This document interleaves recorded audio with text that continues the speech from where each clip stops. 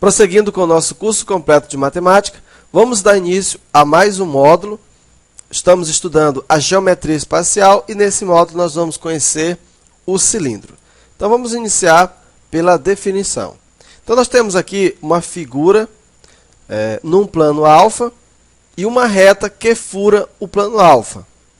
Observa que no plano alfa, seja C uma região circular e para cada ponto C, consideremos um segmento de reta de medida M, paralelo à reta R.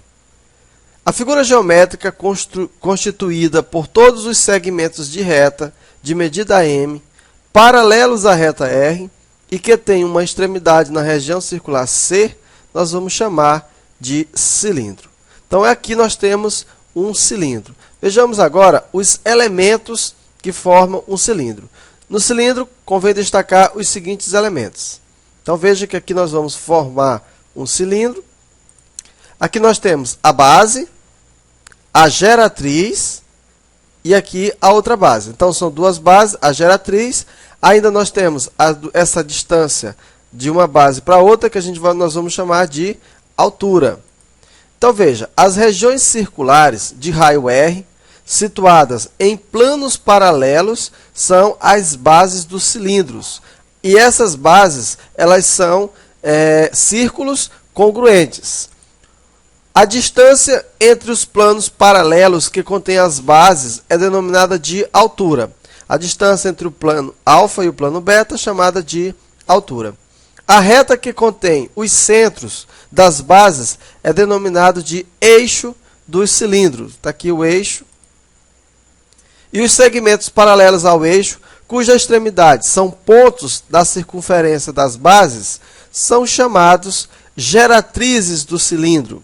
Então, cada medida desse segmento aqui é chamado de geratriz. Então, o que vem a ser cilindro reto ou cilindro de revolução? Um cilindro se diz reto ou de revolução quando as geratrizes são perpendiculares à base. Então, veja, nós temos aqui as geratrizes e observa que essas geratrizes são perpendiculares à base. Neste caso, a altura do cilindro tem a mesma medida da geratriz, ou seja, o G é igual a H. Quando a altura é igual à geratriz, então nós vamos dizer que esse cilindro é um cilindro reto. Então vamos conhecer agora a secção meridiana de um cilindro reto. A secção feita no cilindro reto por um plano que contém o seu eixo denomina-se secção meridiana do cilindro.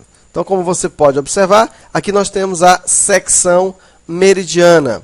Observe que aqui nós temos uma altura que é igual a 2 vezes o raio.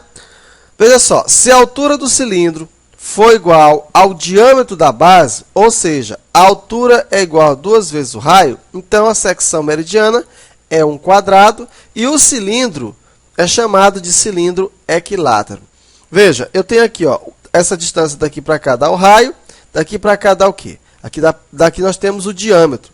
Então, se essa distância, se esse diâmetro aqui for igual à altura, então, ou seja, 2 vezes o raio, então, nesse caso, esse cilindro ele é chamado de cilindro equilátero. Conhecemos, então, as partes de um cilindro, agora nós vamos aprender a calcular a área de um cilindro. Então, planificando o cilindro da figura, nós vamos ter o seguinte. Então, aqui nós temos a altura. Veja só, vamos então planificar o cilindro e nós vamos ter. Observa que nós temos as duas bases sendo formada por dois círculos, né, de raio R. E aqui nós temos, como sendo a sua área lateral, um retângulo, cujo comprimento é 2πr. E a altura é a altura H. Então, com isso, nós podemos ter o seguinte, pessoal. A área da base. Veja, a base, né, é a área do setor circular de raio R. Então, veja, qual seria, então, a área da base? É a área do círculo. Então, seria πr ao quadrado. Então, quando você quer encontrar a área da base de um cilindro, é só você encontrar a área do setor circular, πr ao quadrado. A área lateral, observa que a área lateral é um retângulo de dimensões 2πr e aqui nós temos uma altura h. Como é que se calcula a área de um retângulo? Base vezes altura. Portanto, a área lateral vai ser 2πrh. Por quê? Base vezes altura. A base é 2πr e nós temos uma altura h. Então, vai ficar 2πr vezes a altura que é h. Portanto, a área lateral de um cilindro, nós vamos calcular como sendo 2πrh. E a área total é a soma das áreas laterais e das áreas da base. Veja, você vai somar a área lateral mais 2 vezes a área da base. Veja que nós temos que a área lateral é igual a 2πr e a área da base é igual a πr ao quadrado. Colocando aqui o 2πr em evidência, nós vamos ter que a área total de um cilindro é calculado por 2πr que multiplica h mais r. Ok? Então, aqui nós encontramos a área da base, a área lateral e a área total. Conhecemos nessa aula o cilindro, aprendemos a calcular as suas áreas e agora vamos fazer alguns exercícios para fixar esse conhecimento.